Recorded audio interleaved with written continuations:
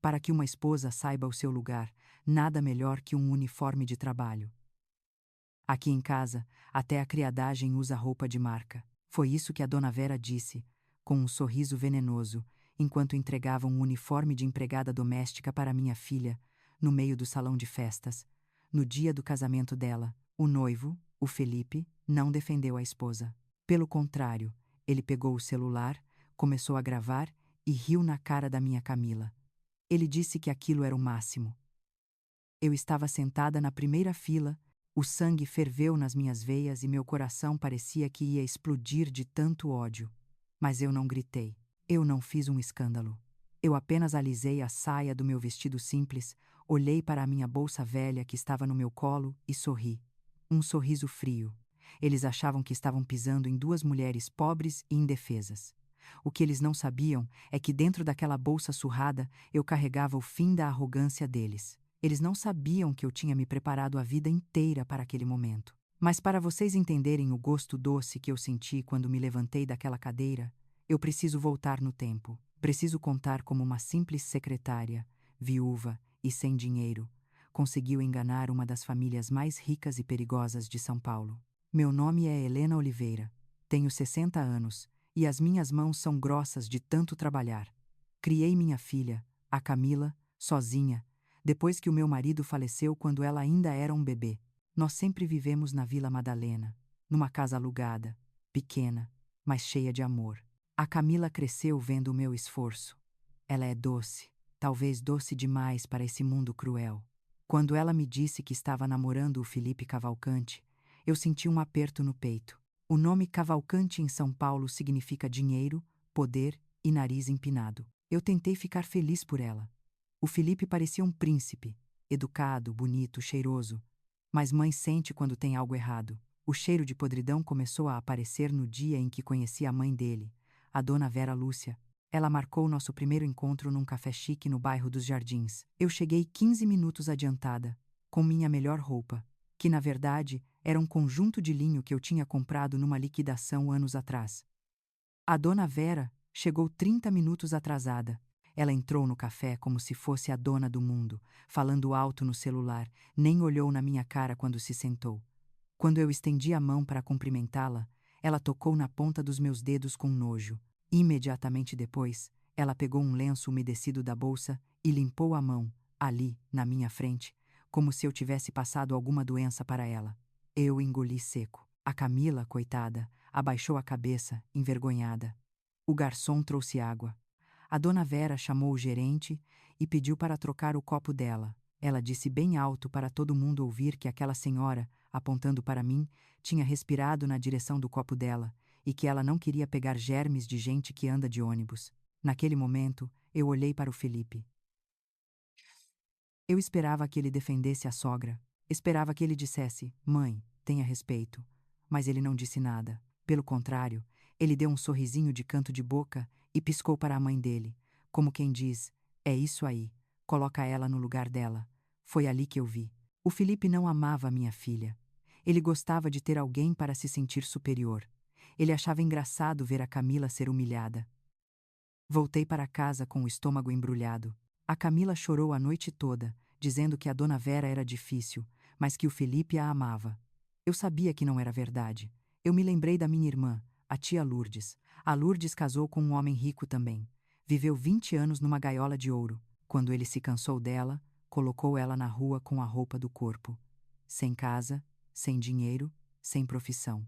A Lourdes morreu de tristeza, dependendo de favores.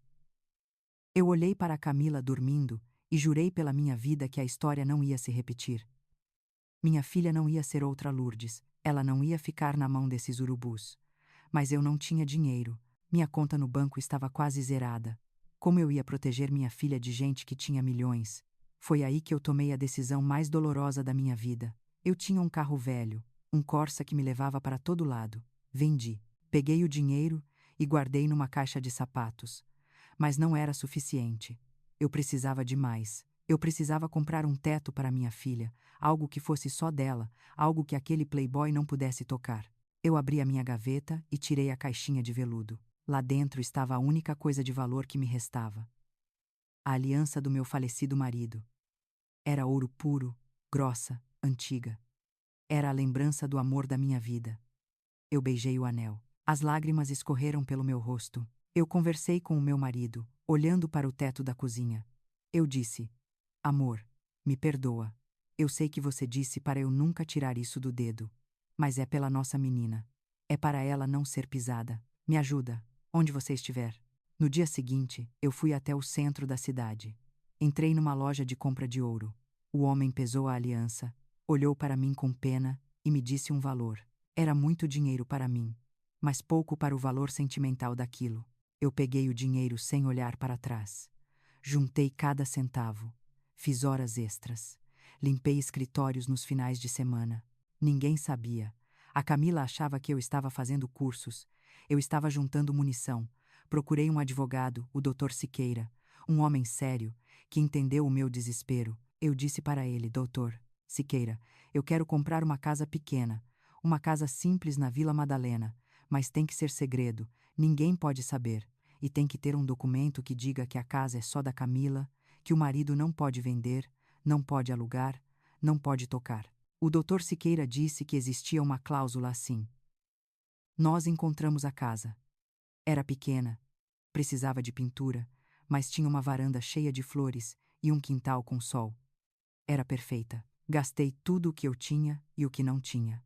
Fiquei sem R$ 1 no bolso. Mas eu tinha a escritura na mão. Faltava uma semana para o casamento. A dona Vera e o Felipe continuavam com as humilhações. Eles faziam questão de dizer que o casamento seria um favor que eles estavam fazendo para nós, que a Camila tinha sorte de entrar para a família Cavalcante. Eles nem imaginavam o que eu estava preparando. Eu guardei a escritura e o documento do advogado dentro de uma caixa de presente bonita, forrada com veludo azul. Eu olhava para aquela caixa toda noite antes de dormir. Aquilo não era papel, aquilo era a liberdade da minha filha. Aquilo era a minha resposta para cada olhar de nojo da dona Vera, para cada risadinha do Felipe. Chegou o dia do casamento. Eu me vesti com o meu melhor vestido, passei um batom vermelho para esconder o medo e peguei a minha bolsa. A caixa de veludo azul estava lá dentro, pesada como uma âncora. Quando chegamos na festa, tudo era luxo. Flores brancas, cristais, garçons servindo champanhe caro. Eu me senti pequena. Eu me senti uma formiga no meio de gigantes. A dona Vera me olhou de cima a baixo e nem me cumprimentou. O Felipe estava bebendo com os amigos, rindo alto, ignorando a noiva. Eu sentei na minha mesa, sozinha. Meu coração batia tão forte que parecia um tambor. Eu sabia que a hora estava chegando, a hora dos presentes. Eu via a dona Vera cochichando com as amigas, olhando para a Camila e rindo. Eu sabia que ela ia aprontar alguma. Eu só não imaginava que seria tão cruel. Quando a música parou e a dona Vera subiu no palco com aquele microfone na mão e aquela caixa dourada gigante, eu apertei a minha bolsa contra o peito. Eu vi o sorriso malvado dela. Eu vi a Camila encolhida, com medo. E então, ela abriu a caixa, o uniforme de empregada. Azul claro, com o nome da minha filha bordado. A risada da plateia. A piada do Felipe. Naquele segundo, o tempo parou. Eu vi a minha vida inteira passar diante dos meus olhos. Vi o meu marido, vi a tia Lourdes, vi as minhas mãos calejadas, vi o meu carro vendido, vi a minha aliança derretida. Tudo aquilo foi para esse momento. Eu não senti mais medo, eu senti poder. Eu me levantei da cadeira. A cadeira arrastou no chão fazendo um barulho que chamou a atenção de quem estava perto. Eu caminhei em direção ao palco, devagar, de cabeça erguida. Eles não sabiam. Eles não faziam ideia de que a empregada, a pobre, a velha sem classe, estava prestes a dar a lição mais cara da vida deles. Eu subi os degraus do palco, peguei o microfone da mão da dona Vera, que me olhou assustada, e disse as palavras que estavam presas na minha garganta há meses. Agora era a minha vez de dar o presente, e o meu presente não era feito de tecido barato, era feito de justiça. O salão de festas parecia um palácio de gelo. Tudo era branco e prata. Os arranjos de flores eram tão grandes que eu mal conseguia ver o outro lado da mesa. Garçons de luvas brancas serviam champanhe francês como se fosse água. Eu estava sentada ali, apertando a minha bolsa velha contra o peito, sentindo os olhares de desprezo das amigas da dona Vera. Elas cochichavam e riam, olhando para o meu vestido simples, mas eu não me importava. Eu estava ali pela minha filha. A Camila estava linda no altar, mas eu via o medo nos olhos dela. Ela parecia um passarinho preso numa gaiola de ouro. Foi então que a música parou. As luzes diminuíram e um foco de luz iluminou o centro do salão. A Dona Vera subiu no palco. Ela estava radiante, com um vestido que custava mais do que eu ganhei a vida inteira. Ela pegou o microfone e pediu silêncio. Todos olharam para ela. Ela sorriu aquele sorriso falso e disse que tinha um presente muito especial para a nova nora. Um presente que ensinaria a Camila o verdadeiro lugar dela na família Cavalcante. Um garçom trouxe uma caixa enorme, embrulhada em papel dourado brilhante. A Dona Vera chamou a Camila para o palco. Minha filha foi, tímida, com a cabeça baixa. O Felipe foi logo atrás, com o celular na mão, gravando tudo para as redes sociais. A Dona Vera disse no microfone que aquele presente era para garantir que a Camila estivesse sempre elegante, mesmo quando estivesse cumprindo suas obrigações de esposa. A Camila abriu a caixa. Quando ela tirou o conteúdo de lá de dentro, o salão inteiro ficou em silêncio. Era um uniforme de empregada doméstica, azul claro, com avental branco e tudo, e no peito, bordado com linha dourada, estava o nome Camila. Eu senti meu sangue gelar. A Dona Vera continuou falando. Ela disse que na casa dela, até quem serve o cafezinho precisa ter classe. Disse que aquele uniforme era de seda pura e que a Camila devia usar para manter a casa limpa e servir o marido como uma boa mulher deve fazer. O salão explodiu em risadas. As amigas da Dona Vera aplaudiam. E o Felipe? O meu genro.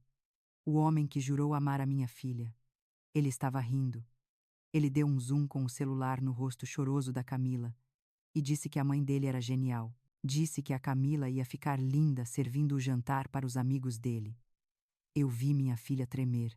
Ela segurava aquele uniforme como se fosse um pedaço de carvão em brasa. As lágrimas escorriam pelo rosto dela, estragando a maquiagem. Ela olhou para mim. Um olhar de socorro, um olhar de quem estava se afogando. Pare um pouco agora e me responda com sinceridade.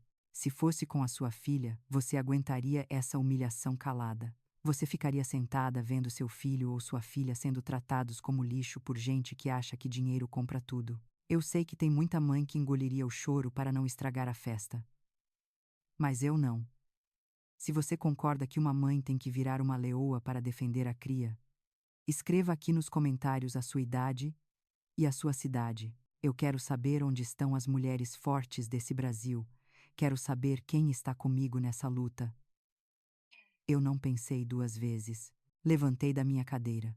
O barulho da cadeira arrastando no chão de mármore ecoou pelo salão.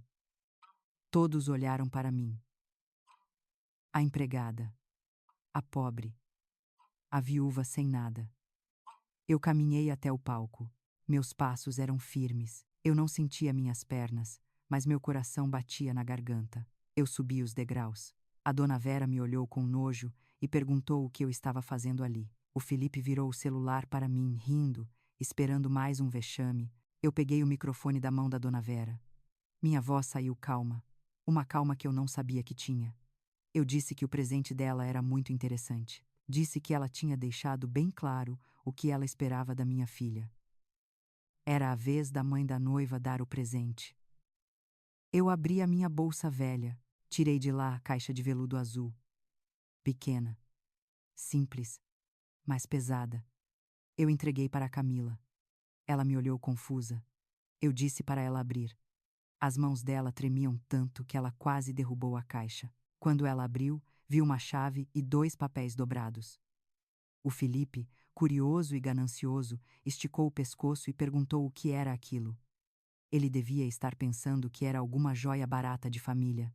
Eu disse para a Camila ler em voz alta.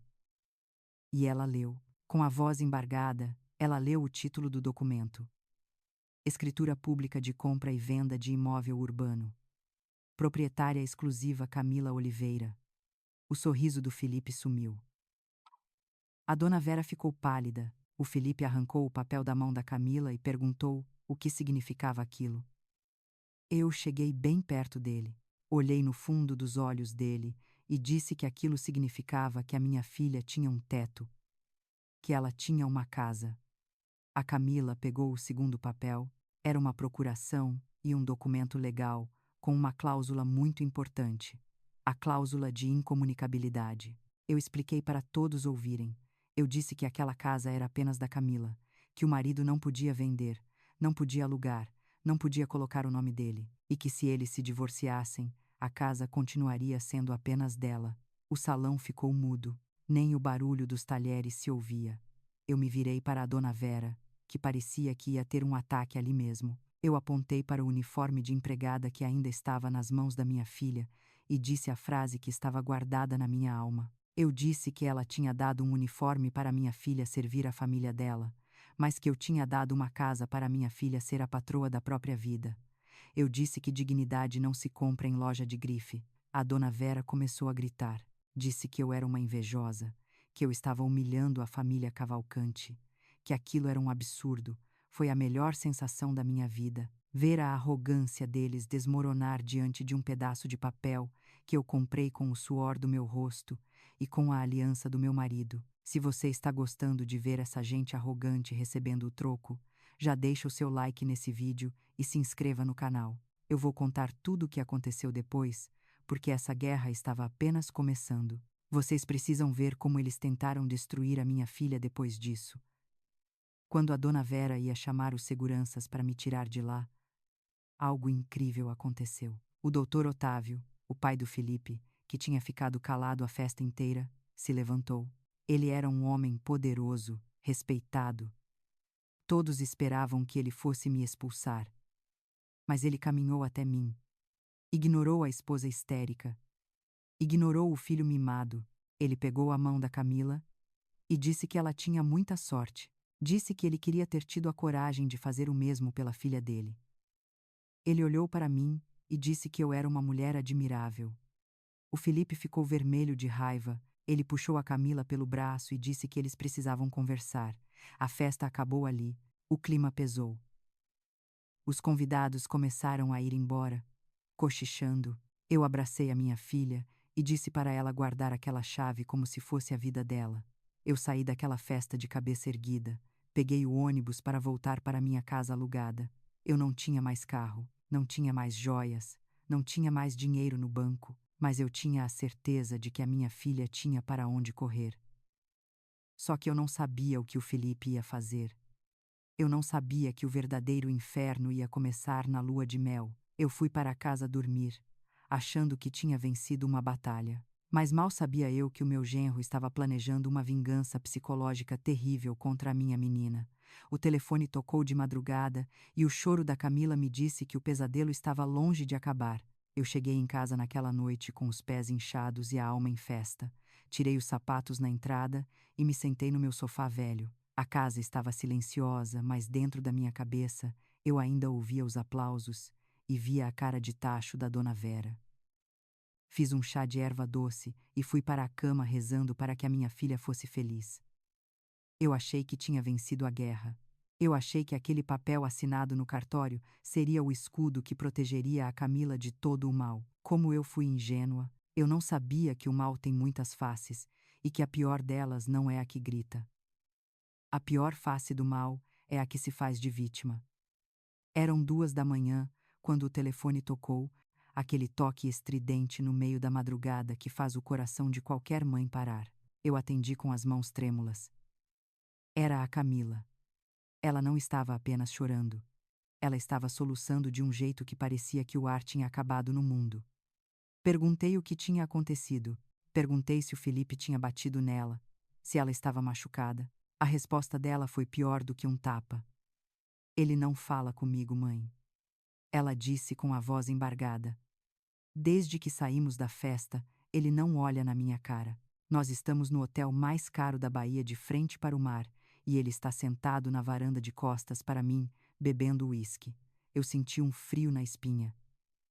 Esse é o castigo do silêncio. É uma tortura que homens manipuladores usam para quebrar a cabeça das mulheres. Eles fazem a gente sentir que cometeu o pior crime do mundo, sem dizer uma única palavra. A Camila continuou contando. Disse que tentou abraçar ele, tentou pedir desculpas por ter aceitado a casa. E sabe o que ele fez? Ele se afastou como se ela tivesse uma doença contagiosa. Depois ele olhou para ela com os olhos cheios de lágrimas falsas, lágrimas de crocodilo. Ele disse para ela que estava decepcionado. Disse que a atitude da minha mãe, ou seja, eu tinha sido uma ofensa para a honra dele. Ele falou que eu achava que ele era um gigolô, um aproveitador. Ele perguntou para a Camila se ela achava que ele precisava da esmola de uma secretária. A minha filha estava se sentindo a pior pessoa do mundo. Ela me disse que ele falou uma frase que não saía da cabeça dela. Ele disse que casamento é comunhão, que se ela amasse ele de verdade, ela não teria segredos nem propriedades separadas. Ele disse que aquele papel que eu dei era uma prova de que a Camila não confiava nele. E então veio o golpe. A proposta indecente. O Felipe limpou as lágrimas falsas, segurou as mãos da Camila e disse que tinha um jeito de consertar tudo. Ele disse que se ela quisesse provar que amava ele e que não concordava com a ofensa da mãe, ela devia vender a casa. Vender a casa. A casa que eu dei o meu sangue para comprar. Ele disse para ela vender a casa assim que eles voltassem para São Paulo e colocar o dinheiro numa conta conjunta. Uma conta dos dois. Ele disse que ia usar o dinheiro para investir no futuro deles e provar para todo mundo que eles eram um casal unido. Eu segurei o telefone com tanta força que os meus dedos doeram. Eu disse para a Camila, com a voz mais firme que eu consegui: não, nunca, jamais. Eu expliquei para ela que aquilo não era amor. Aquilo era manipulação. Se ele te amasse, ele ficaria feliz por você ter um teto. Ele quer o dinheiro, Camila. Ele quer o controle. Não assine nada. Não prometa nada. A Camila ficou em silêncio do outro lado da linha. Ela estava dividida. De um lado, a mãe que sempre cuidou dela. Do outro, o marido que ela escolheu amar e que agora estava fazendo ela se sentir culpada. Ela desligou, dizendo que ia tentar dormir, mas eu sabia que ela passaria a noite em claro, olhando para as costas daquele homem frio. A semana da lua de mel passou arrastada. Eu não dormia. Eu não comia direito. Eu ficava imaginando a minha filha presa naquele hotel de luxo, sendo torturada psicologicamente. A cada mensagem curta que ela me mandava dizendo que estava tudo bem, eu sabia que era mentira. Chegou o dia de eles voltarem. Eu peguei um ônibus e fui para o aeroporto de Guarulhos. Eu precisava ver a minha filha. Eu precisava ver se ela estava inteira. Quando cheguei no saguão de desembarque, vi a Dona Vera. Ela estava lá parada com o motorista dela com a postura de uma rainha má. Ela me viu. Ela me viu e virou o rosto.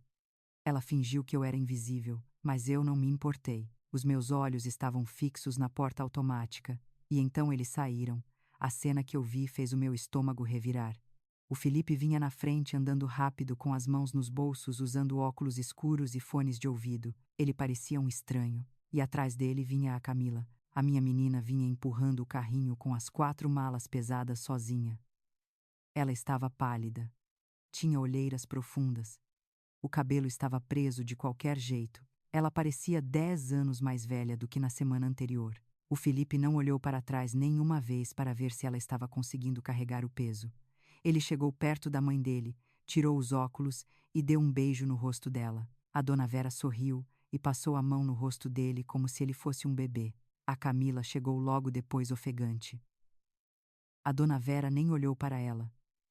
Eu corri e abracei a minha filha. O corpo dela estava tenso. Ela chorou no meu ombro ali no meio do aeroporto. Eu sussurrei no ouvido dela para ela ser forte. Foi aí que a Dona Vera bateu palmas, chamando a atenção. Ela disse em voz alta que o motorista ia levar as malas para a mansão.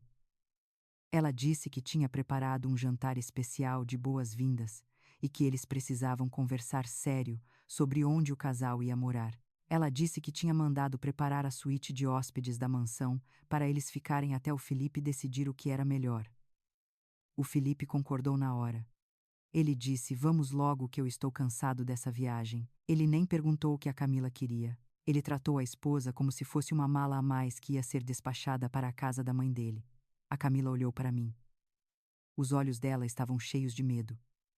Mas lá no fundo tinha uma faísca. A faísca que eu plantei no coração dela no dia do casamento. Ela olhou para o marido que já estava indo em direção ao carro de luxo. Ela olhou para a sogra que a olhava com desprezo. Então a Camila soltou o carrinho das malas. Ela respirou fundo. A voz dela saiu tremida, mas saiu.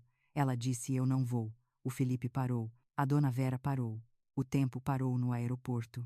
O Felipe tirou os fones de ouvido e perguntou o que ela tinha dito. A Camila levantou a cabeça. Ela segurou a minha mão. Ela disse: "Eu não vou para a sua casa, Felipe.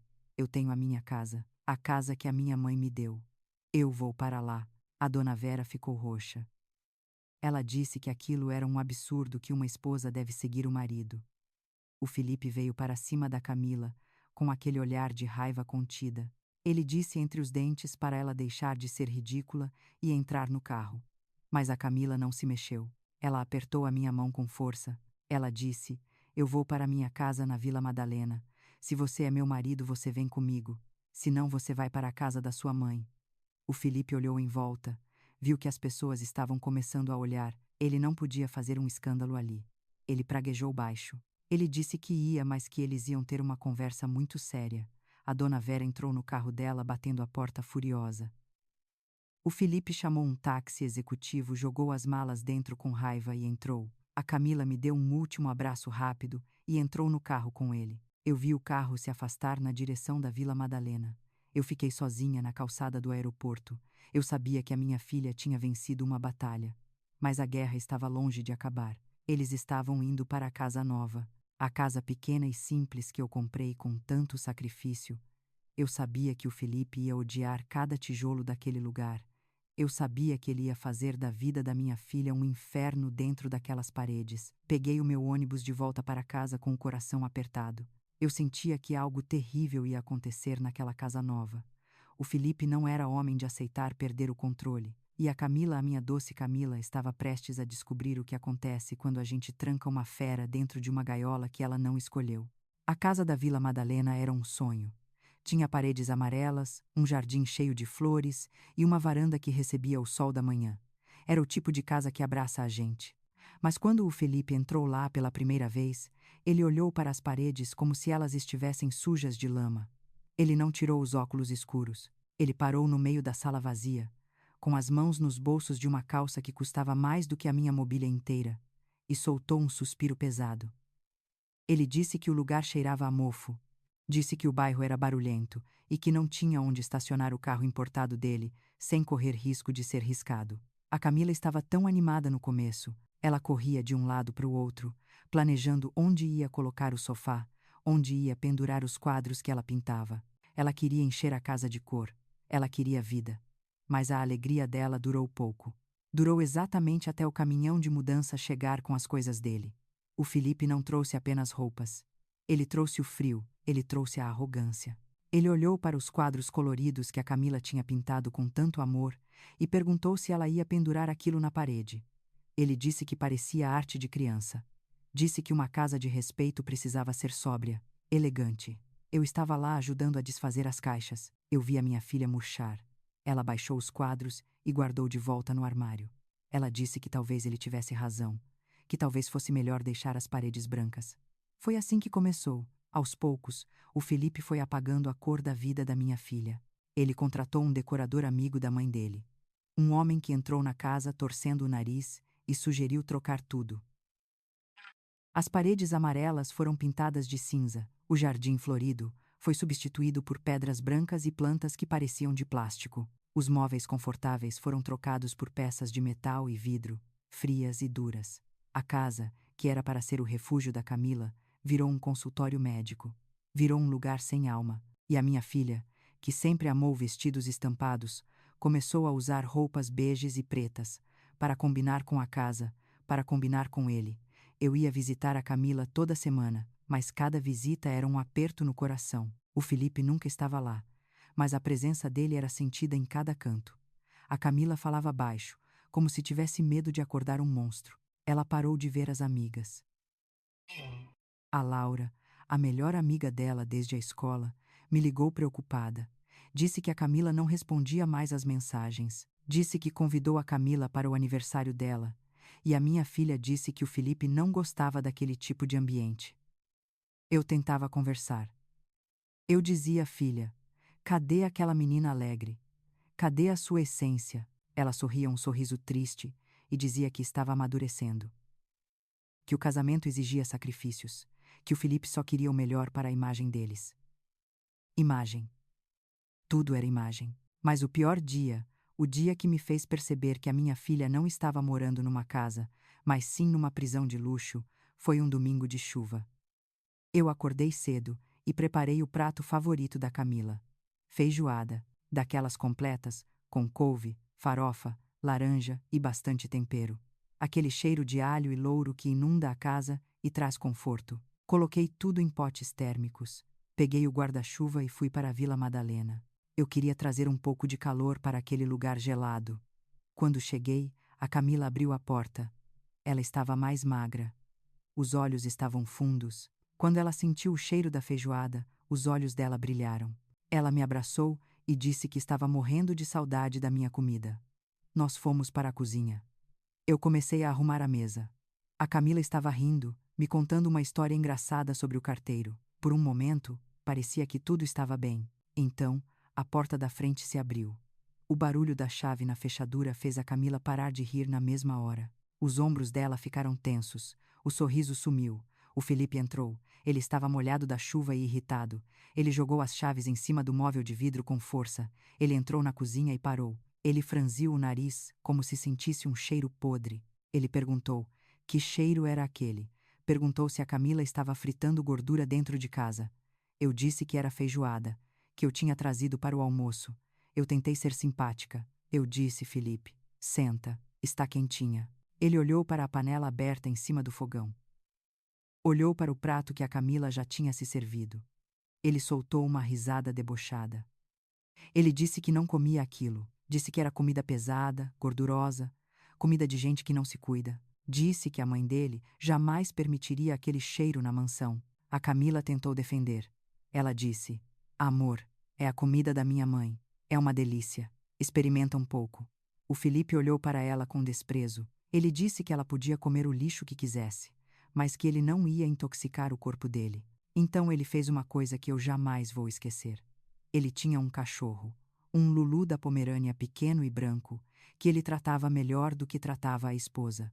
O cachorro entrou na cozinha latindo. O Felipe pegou o prato que estava na frente da Camila, o prato que ela estava prestes a comer. Ele colocou o prato no chão. Ele chamou o cachorro. Ele disse: come, Totó. Come essa gororoba que é a única coisa que isso serve. O cachorro cheirou e começou a comer. Eu fiquei paralisada. Eu olhei para minha filha. Ela estava estática, olhando para o prato dela no chão, sendo devorado pelo cachorro. Uma lágrima solitária escorreu pelo rosto dela. Ela não gritou. Ela não brigou. Ela apenas abaixou a cabeça. O Felipe lavou as mãos na pia, secou num pano de prato impecável e disse que ia pedir comida japonesa.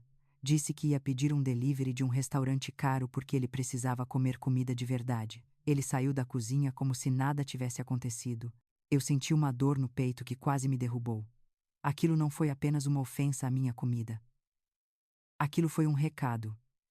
Ele estava dizendo que nós éramos lixo, que a nossa cultura, o nosso amor, o nosso cuidado, não valiam nada para ele. Ele estava dizendo que a minha filha valia menos que o cachorro dele. Eu peguei as minhas panelas. Eu tampei tudo com calma, embora minhas mãos tremessem de ódio. Eu disse para Camila: filha, você não precisa passar por isso. Ela me olhou. Os olhos dela estavam vazios. Ela disse: mãe, por favor, não fala nada. Se você falar, vai ser pior depois. Ele fica nervoso quando é contrariado. Por favor, mãe. Vá embora. Eu vi o medo nela. O medo real. Não era respeito. Era pavor. Eu beijei a testa dela. Eu disse que a amava e saí daquela casa cinza. Na rua, debaixo da chuva, eu chorei. Eu chorei porque eu dei uma casa para minha filha ser livre, mas ela transformou a casa numa cela. Eu dei a chave da liberdade, mas ela entregou a chave para o carcereiro. Eu sabia que aquilo não podia continuar. Eu sabia que o Felipe estava destruindo a minha filha pedaço por pedaço, mas eu não sabia como agir sem colocar a vida dela em risco. Até que, 2 dias depois, o telefone tocou. Não era a Camila. Era uma voz masculina, grave e séria. Era o Dr. Otávio, o pai do Felipe. Ele disse que precisava me encontrar urgentemente. Ele disse que tinha um segredo sobre o filho dele que eu precisava saber antes que fosse tarde demais. Ele disse que a vida da Camila estava em perigo e que o que estava por vir não era apenas um casamento ruim, era uma tragédia anunciada. Aqui está o capítulo 5, escrito em português do Brasil, seguindo rigorosamente as suas instruções de formatação e estilo. Capítulo 5. O segredo de sangue e o berço da chantagem. O encontro com o doutor. Otávio não foi num restaurante chique nem no escritório luxuoso dele. Foi numa padaria antiga no centro da cidade, um lugar discreto onde ninguém da alta sociedade jamais colocaria os pés. Quando cheguei lá, ele já estava sentado numa mesa do fundo, mas ele não estava sozinho. Ao lado dele, havia uma mulher que aparentava ter uns 40 anos, mas tinha o olhar de quem já viveu 100 anos de tristeza. Sentei na frente deles. O Dr. Otávio não enrolou. Ele segurou a minha mão, com aquele jeito firme, e disse que precisava me mostrar o futuro da minha filha, se eu não fizesse nada. Ele apontou para a mulher ao lado dele. Esta é a Beatriz, minha filha mais velha, irmã do Felipe. A Beatriz levantou o rosto. Ela era bonita, tinha os traços finos da família, mas estava apagada. Ela não usava joias. A roupa era simples, gasta. O Dr. Otávio pediu para ela me mostrar. A Beatriz abriu a bolsa e tirou um extrato bancário. Ela colocou o papel na mesa e empurrou na minha direção. Eu olhei. O saldo era 0. R$ 0. O nome no topo da folha era Beatriz Cavalcante de Souza. Uma mulher nascida em berço de ouro, filha de um dos homens mais ricos de São Paulo, não tinha 1 centavo para comprar um pão. A Beatriz começou a falar. A voz dela era rouca. Ela me contou que se casou com um homem muito parecido com o Felipe. Um homem charmoso, que prometeu o mundo. O pai dela, o doutor Otávio, deu um apartamento de presente para ela no casamento. Mas ela não protegeu o imóvel como eu protegi o da Camila. Ela confiou. Ela me contou que, aos poucos, o marido convenceu ela a vender o apartamento para investir num negócio dos dois. Disse que era para o futuro dos filhos. Ela vendeu. O dinheiro foi para uma conta conjunta. 6 meses depois, ele esvaziou a conta, pediu o divórcio e alegou que o dinheiro tinha sido gasto em despesas domésticas e prejuízos da empresa fantasma dele. A justiça não fez nada. Ela assinou tudo de livre e espontânea vontade. O Dr. Otávio tinha lágrimas nos olhos. Ele disse a Helena: "Eu falhei com a minha filha. Eu achei que dinheiro resolvia tudo. Eu não ensinei a Beatriz a se defender. O Felipe viu isso acontecer. Ele viu o cunhado roubar a irmã. E sabe o que ele disse na época? Ele disse que o cara foi esperto. Eu senti um enjoo forte. O Felipe não era apenas mimado. Ele admirava golpistas. Ele aprendeu a receita do desastre dentro da própria casa. A Beatriz segurou a minha mão. A mão dela era gelada. Ela disse: Dona Helena, não deixe a Camila vender aquela casa. O Felipe vai usar todas as armas. Ele vai usar amor, vai usar raiva e vai usar culpa, principalmente culpa. Saí daquele encontro com o coração na boca. Eu precisava avisar a Camila. Mas como eu ia dizer para ela que o próprio pai do marido dela estava me avisando que o filho era um monstro? Ela não ia acreditar. Ela ia achar que eu estava inventando coisas para separá-los. O tempo passou.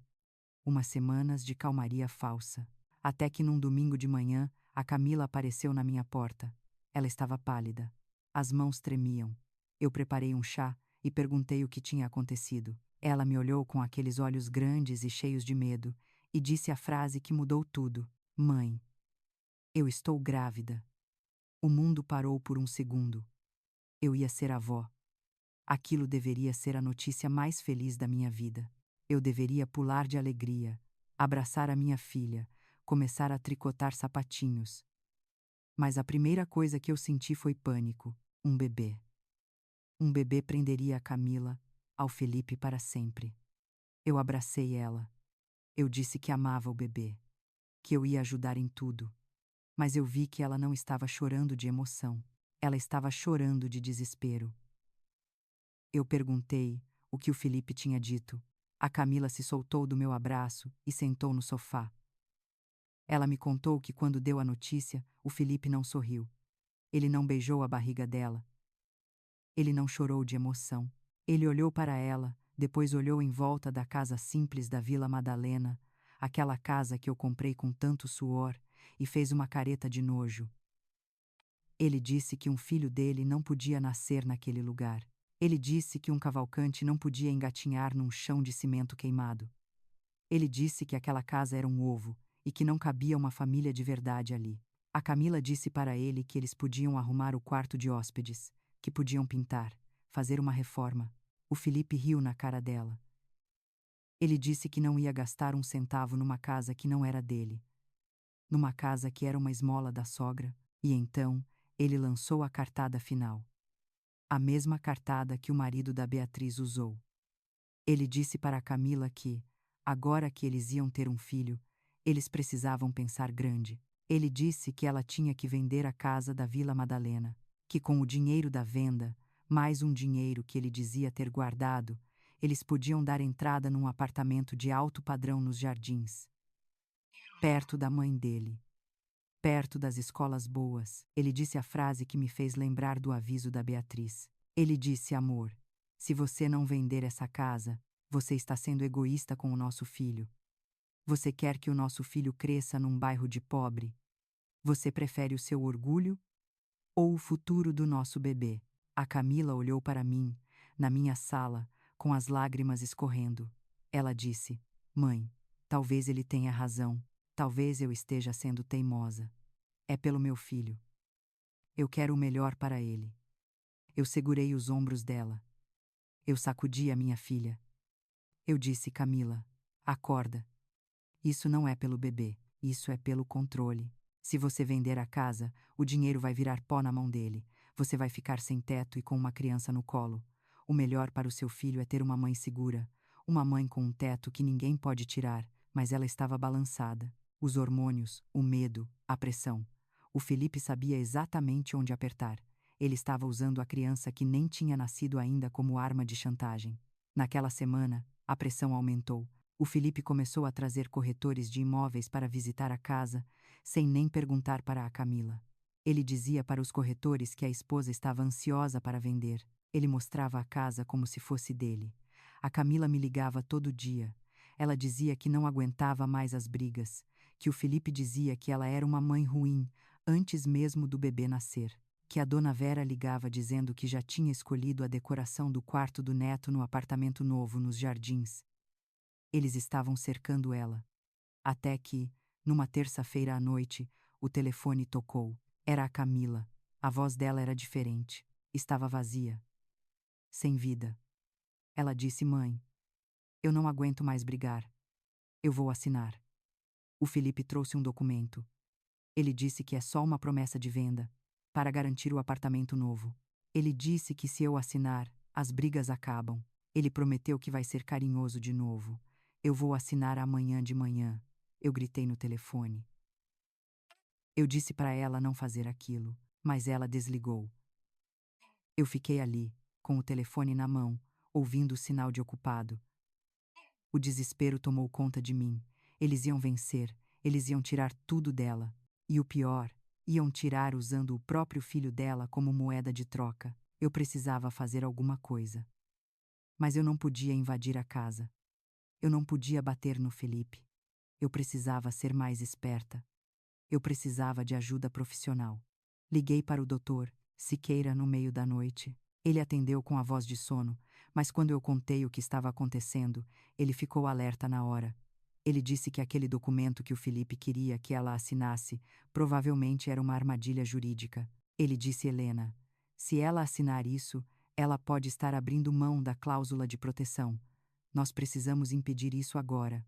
Mas como? A Camila estava trancada naquela casa com aquele homem. Foi aí que eu tive uma ideia. Uma ideia arriscada. Mas eu não tinha escolha.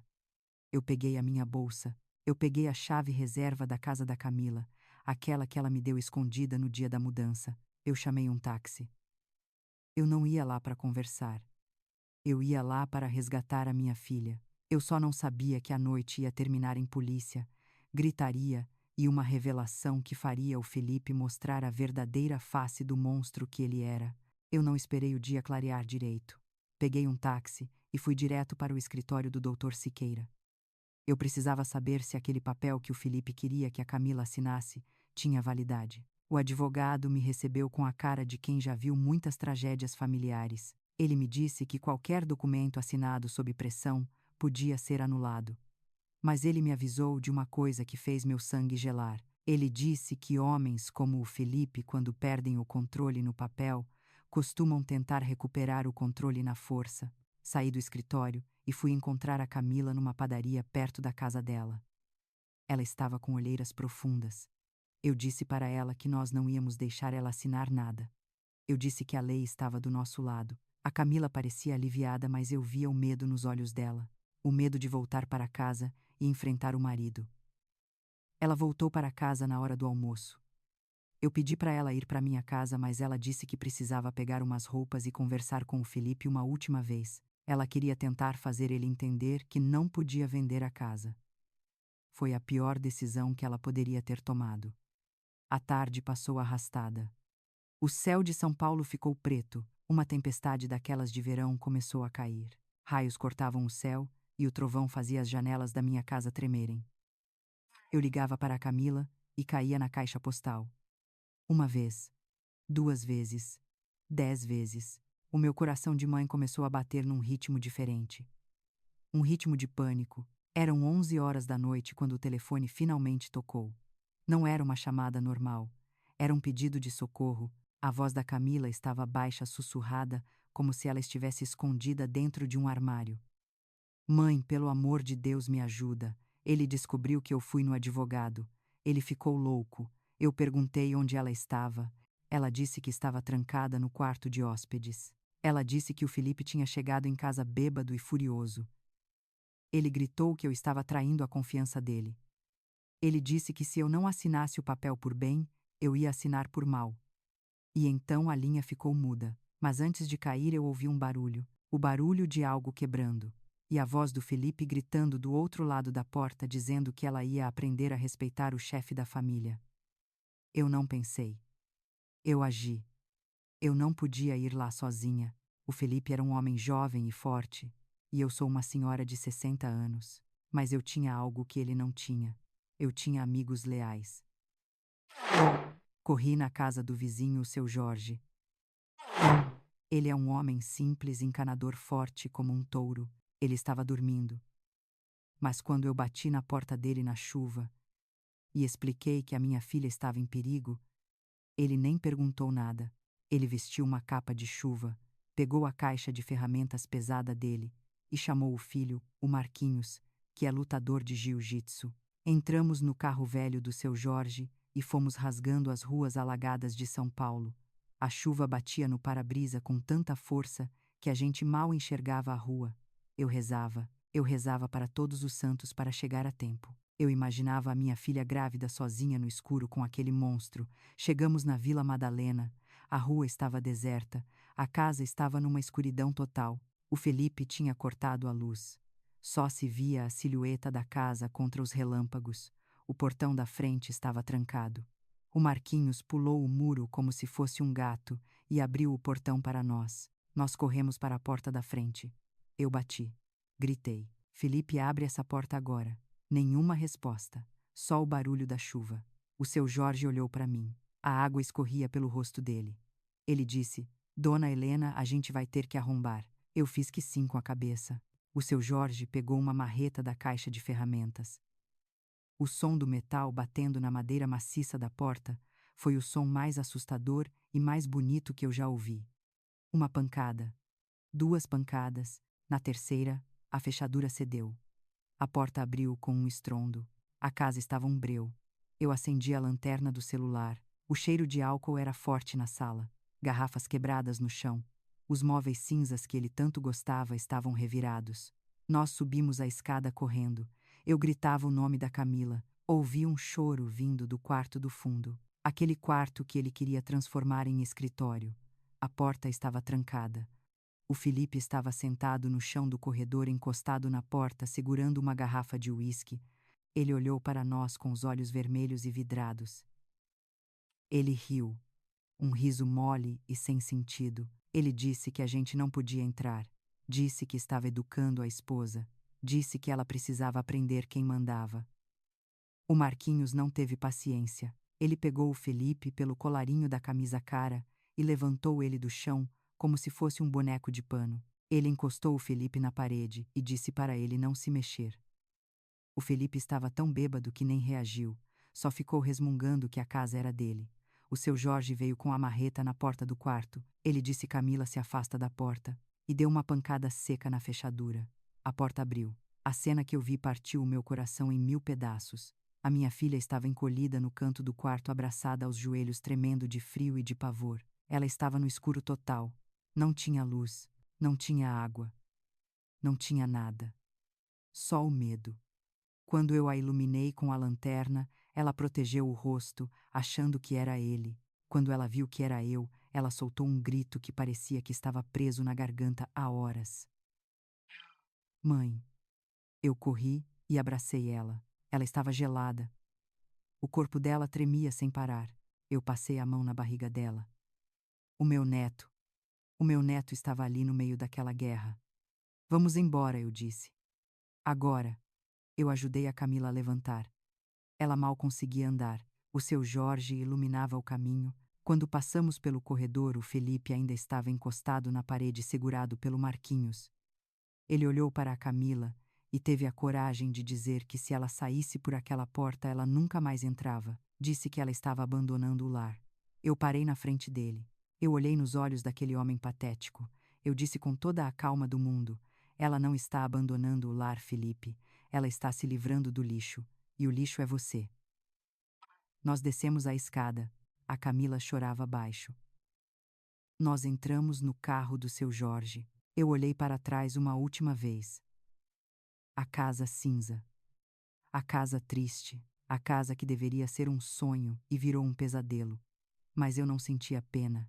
Eu sentia alívio, porque eu estava com a coisa mais preciosa da minha vida nos meus braços. E eu tinha nas minhas mãos a pasta com todos os documentos da casa que a Camila tinha conseguido pegar antes de se trancar no quarto. Nós dirigimos de volta para a minha casa na chuva. A Camila dormiu no meu colo exausta como uma criança que acabou de ser resgatada de um monstro. Eu sabia que o dia seguinte ia ser difícil. Eu sabia que a família dele ia vir com tudo, advogados, ameaças, dinheiro.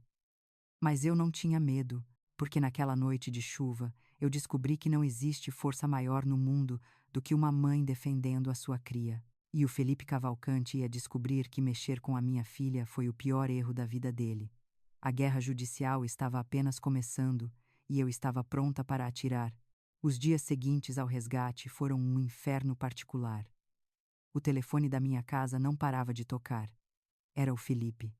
Numa hora ele ligava chorando, dizendo que amava a Camila e que não conseguia viver sem ela. 5 minutos depois ele ligava gritando, ameaçando tirar a guarda do bebê que nem tinha nascido ainda. Ele dizia que a família dele tinha os melhores advogados do Brasil e que nós íamos apodrecer na cadeia por sequestro de incapaz. A Camila passava os dias deitada no meu sofá olhando para o nada. Ela estava traumatizada. O medo de que eles viessem buscar ela era real. Eu tranquei o portão com cadeado novo e fiquei de guarda como um cão de fila. Ninguém ia tocar na minha filha, mas a audácia daquela gente não tinha limites. Numa tarde de terça-feira, um carro preto e blindado parou na frente da minha casa simples. O motorista desceu e abriu a porta traseira. De lá saiu a Dona Vera. Ela estava vestida como se fosse para um enterro chique, tudo preto, óculos escuros gigantes. Ela olhou para a minha rua com um nojo tão grande que parecia que estava pisando em esgoto. Eu saí no portão antes que ela tocasse a campainha. Eu não ia deixar aquela mulher entrar no meu santuário. Ela parou na calçada. Ela nem tirou os óculos. Ela abriu a bolsa de grife e tirou um envelope pardo. Ela jogou o envelope por cima do portão. Ele caiu nos meus pés levantando poeira. Ela disse que aquilo era uma oferta generosa, disse que o filho dela estava sofrendo e que ela queria resolver aquilo logo. Ela disse que ali dentro tinha um cheque com um valor que eu nunca ia ver na vida. Ela chamou aquilo de compensação pelos danos. Eu perguntei o que ela queria em troca A resposta dela me fez ter vontade de pular no pescoço dela. Ela disse que queria que a Camila assinasse o divórcio, abrindo mão de tudo. E o mais importante, ela queria a guarda total da criança assim que nascesse. Ela disse com todas as letras que um herdeiro da família Cavalcante não podia ser criado num lugar como aquele. Ela chamou a minha casa de chiqueiro. Eu peguei o envelope do chão. Eu não abri para ver o valor. Eu não me importava se tinha R$ 1.000.000 ali. Eu rasguei o envelope no meio, depois rasguei de novo até virar papel picado. Eu joguei os pedaços na cara dela, através da grade do portão. Eu disse para ela sair da minha calçada. Eu disse que o neto dela não estava à venda. Disse que preferia criar ele no chiqueiro com amor do que num palácio com gente podre como ela. A dona Vera ficou vermelha de ódio. Ela disse que eu ia me arrepender. Disse que ia usar todo o poder do marido para esmagar a gente como baratas. Ela entrou no carro batendo a porta e foi embora cantando pneu. Naquela noite, eu fui encontrar o Dr. Siqueira. Eu contei tudo, as ameaças, a tentativa de suborno. O doutor Siqueira ouviu tudo com a calma de sempre, mas dessa vez ele tinha um brilho diferente no olhar. Ele abriu a gaveta da mesa dele e tirou uma pasta amarela. Ele disse: Helena, a senhora não precisa ter medo das ameaças deles. Nós temos a arma final. Ele abriu a pasta. Dentro tinha fotos, muitas fotos. Eram fotos do Felipe. Mas ele não estava sozinho e ele não estava chorando de saudade da esposa. As fotos mostravam o Felipe entrando e saindo de um hotel de luxo nos Jardins. Ele estava de braços dados com uma mulher. Uma mulher muito jovem, muito bonita e muito conhecida. Era a secretária pessoal do Dr. Otávio, o pai dele. O Dr. Siqueira me explicou. Enquanto a Camila estava grávida, passando mal e sendo trancada em casa, o Felipe estava vivendo um romance tórrido com a funcionária do pai. As fotos tinham data, tinham hora. Eram provas irrefutáveis de adultério, mas tinha algo pior. Siqueira descobriu que o Felipe tinha comprado joias para essa amante usando o dinheiro da conta conjunta que ele tinha forçado a Camila a abrir no início do casamento. Ele estava gastando o pouco dinheiro que a minha filha tinha guardado do trabalho dela com outra mulher. Eu senti nojo. Um nojo profundo. Aquele homem não era apenas um agressor. Ele era um canalha completo. O Dr. Siqueira disse que aquilo mudava tudo. Com aquelas provas, a gente podia pedir o divórcio litigioso por conduta desonrosa e a gente podia pedir a guarda unilateral da criança e uma medida protetiva para manter ele longe. Marcamos uma reunião no escritório do advogado da família Cavalcante. Eles achavam que nós íamos lá para nos render. A dona Vera estava lá sentada na cabeceira da mesa com aquele ar de superioridade. O Felipe estava ao lado dela roendo as unhas olhando para o chão. Quando entramos, a dona Vera já começou a falar. Ela disse que esperava que tivéssemos recuperado o juízo. Disse que a proposta do dinheiro ainda estava de pé se a Camila entregasse a criança. A Camila estava do meu lado. Ela estava tremendo, mas segurava a minha mão com força. O Dr. Siqueira não disse nada. Ele apenas deslizou as fotos pela mesa lisa de vidro. As fotos pararam bem na frente da dona Vera. O silêncio que se fez na sala foi pesado. A dona Vera pegou as fotos. A mão dela começou a tremer. Ela olhou para o filho. O Felipe viu as fotos e ficou branco como uma folha de papel. Ele sabia que tinha sido pego. A dona Vera olhou para o filho com ódio. Não porque ele traiu a esposa, mas porque ele foi burro o suficiente para ser descoberto. Ela sabia que aquelas fotos destruiriam a reputação da família se caíssem na internet. O Dr. Otávio prezava muito pela imagem de homem sério e descobrir que o filho pegava a secretária dele seria um escândalo. O Dr. Siqueira disse calmamente que nós queríamos o divórcio imediato, queríamos a guarda total da criança. E queríamos que o Felipe nunca mais chegasse perto da Camila ou da casa da Vila Madalena. A dona Vera tentou argumentar. Tentou dizer que aquilo era montagem. Mas o Felipe a interrompeu. Ele levantou da cadeira. Ele parecia cansado, derrotado, mas nos olhos dele eu vi outra coisa. Eu vi pressa. Ele queria se livrar daquilo. Ele queria voltar para a vida de solteiro rico e sem responsabilidades. A amante dele estava esperando. A Camila, grávida e triste, era um peso para ele. Ele disse: "Chega, mãe. Assina logo essa porcaria. Eu quero ficar livre." A dona Vera olhou para ele incrédula. Ela disse que ele estava abrindo mão do filho dele. Ele olhou para a barriga da Camila com frieza. Ele disse que não queria um filho que ia dar trabalho e prender ele. Ele disse que era jovem e que podia fazer outros filhos quando quisesse. Aquela frase doeu mais do que qualquer tapa. A Camila chorou baixinho, mas assinou. O Felipe assinou sem nem ler. Ele só queria sair dali. Nós saímos daquele escritório com o papel do divórcio na mão. A Camila estava livre, mas estava ferida. O pai do filho dela tinha acabado de rejeitar a criança antes mesmo de ela nascer em troca de liberdade para trair. Eu abracei a minha filha no elevador. Eu disse que nós não precisávamos dele, que aquele bebê ia ter tanto amor que nunca ia sentir falta de um pai que não prestava. A guerra judicial tinha acabado. Nós tínhamos vencido, mas agora começava a vida real. A Camila ia ser mãe solteira, e eu ia ser o pai e a avó daquela criança. Eu achei que o Felipe ia sumir para sempre. Achei que a dona Vera ia nos esquecer. Mas o destino gosta de pregar peças, e a lei do retorno ela não falha. Ela tarda, mas não falha. O tempo passou, a barriga da Camila cresceu, e a vida começou a entrar nos eixos, até que um dia uma notícia chegou aos nossos ouvidos. Uma notícia que provou que Deus não dorme e que a justiça divina é mais forte que qualquer dinheiro. O tempo é o senhor da razão, e a vida tem um jeito curioso de colocar cada coisa no seu devido lugar. A minha neta Helena nasceu numa manhã de domingo cheia de sol. Ela veio ao mundo chorando forte como quem diz que chegou para lutar. Eu olhei para aquele rostinho amassado e vi a força da minha filha e a esperança de um futuro novo. O nome dela foi uma homenagem a mim, mas eu digo que ela é que foi um presente para nós. O pai biológico não apareceu, o Felipe não mandou uma mensagem, não mandou uma fralda. Ele estava ocupado demais vivendo a vida de solteiro rico com a nova namorada, a secretária do pai. Mas a Camila não sentiu falta.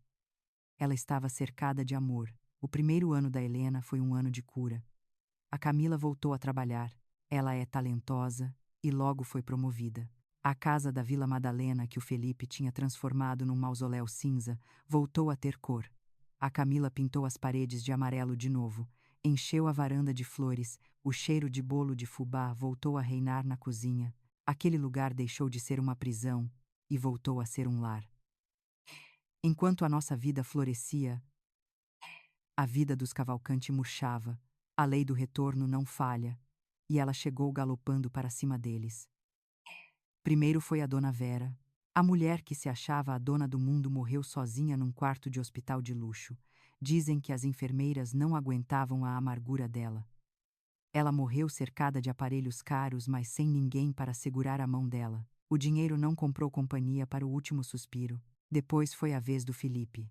A amante dele, a tal secretária, não era boba. Ela era tão esperta quanto ele. Eles se casaram, mas o casamento durou menos que um suspiro. Ela não tinha a paciência da Camila. Quando o Felipe tentou controlar ela, quando tentou mandar nela, ela fez a limpa. Ela pediu o divórcio e levou o carro importado e uma boa parte das economias que ele tinha. Mas o golpe final veio do próprio pai. O doutor, Otávio, descobriu que o Felipe estava desviando o dinheiro da empresa da família para pagar dívidas de jogo e sustentar luxos. O pai, que sempre passou a mão na cabeça do filho, finalmente acordou. Ele demitiu o Felipe, expulsou o próprio filho da empresa e cortou a mesada. Imaginem só, o playboy que riu da minha filha no altar agora estava sem emprego, sem esposa e sem o dinheiro do papai. Eu soube que o doutor Otávio, antes de falecer no ano seguinte, deixou um testamento. Ele deixou uma pequena parte da herança para a minha neta Helena, com uma carta pedindo perdão. Ele sabia que o filho não valia nada e tentou reparar o erro, mas a cena que lavou a minha alma aconteceu 2 anos depois do divórcio. Era aniversário da empresa onde a Camila trabalhava. Eles fizeram uma festa num restaurante chique daqueles que a gente só vai em dia de festa mesmo. A Camila me levou e levou a Helena. Nós estávamos felizes, rindo, brindando a vida. A Camila estava linda. Ela usava um vestido vermelho, a cor da vitória. Ela estava confiante, dona de si. De repente, um garçom se aproximou da nossa mesa para servir as bebidas. Ele estava de cabeça baixa, segurando a bandeja com mãos trêmulas. Ele usava um uniforme bege com um avental marrom. Quando ele colocou os copos na mesa, a Camila olhou para ele para agradecer. Os olhares se cruzaram. Era o Felipe, o príncipe encantado, o herdeiro, o homem que humilhou a minha filha. Ele estava ali servindo mesas para sobreviver. Ele olhou para a Camila, olhou para mim, olhou para a filha dele, a Helena, que estava brincando com um guardanapo e nem sabia quem ele era. O rosto dele ficou vermelho de vergonha. A bandeja tremeu tanto que os copos bateram uns nos outros. Eu me lembrei do dia do casamento. Me lembrei da Dona Vera, dando o uniforme de empregada para a Camila. Me lembrei do Felipe rindo e dizendo que a esposa ficaria linda servindo o jantar. O mundo dá voltas, minha gente. O mundo gira e a gente gira junto. Agora era ele quem vestia o uniforme. Agora era ele quem servia. A Camila não disse nada. Ela não humilhou ele. Ela não riu. Ela apenas sustentou o olhar com uma dignidade que ele nunca teve. O Felipe não aguentou. Ele abaixou a cabeça, deu as costas e saiu andando rápido para a cozinha. Dizem que ele largou o serviço no meio do expediente e fugiu pelos fundos. Eu senti uma paz invadir o meu peito. Não era vingança, era justiça. A vida tinha ensinado a ele a lição que a mãe dele esqueceu de ensinar. Hoje, eu estou sentada na varanda da nossa casa. O sol da tarde bate no meu rosto. Eu olho para o lado e vejo as 3 gerações de mulheres Oliveira. Eu, a avó que vendeu a aliança para comprar um futuro, a Camila, a mãe que se libertou das correntes e construiu a própria felicidade, e a pequena Helena que corre pelo jardim livre e forte sem saber o mal que tentaram fazer contra ela. Nós estamos tomando café com bolo, damos risada alto sem medo de incomodar vizinhos, sem medo de marido chato, sem medo de sogra bruxa. Nós não precisamos de um homem rico para nos validar. Nós não precisamos de sobrenome chique para ter valor. Eu olho para a escritura da casa que eu dei para a minha filha. Aquele papel velho e amassado. Eu percebo que aquilo não era apenas tijolo e cimento. Aquela casa não era um teto. Aquela casa eram asas. Eu dei asas para minha filha voar. Eu dei a ela a chance de dizer não. E o amor verdadeiro é isso. O amor de mãe não é prender. O amor de mãe é dar condições para que os filhos possam andar com as próprias pernas, mesmo quando o chão desaparece. A minha história termina aqui, mas a nossa vida continua. E se tem uma coisa que eu aprendi nessa jornada, é que a dignidade é o único bem que ninguém pode roubar da gente. Dinheiro acaba.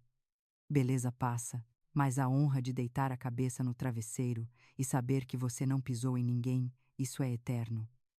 Se você chegou até aqui, se você sentiu a dor e a vitória da nossa história, eu tenho um pedido para fazer. Não deixe ninguém dizer qual é o seu lugar. Não aceite migalhas. Lute pelos seus filhos, lute pela sua vida. Se essa história tocou o seu coração, por favor, deixe o seu like no vídeo. Isso ajuda muito a gente a continuar contando verdades que precisam ser ditas. E se inscreva no canal para fazer parte da nossa família.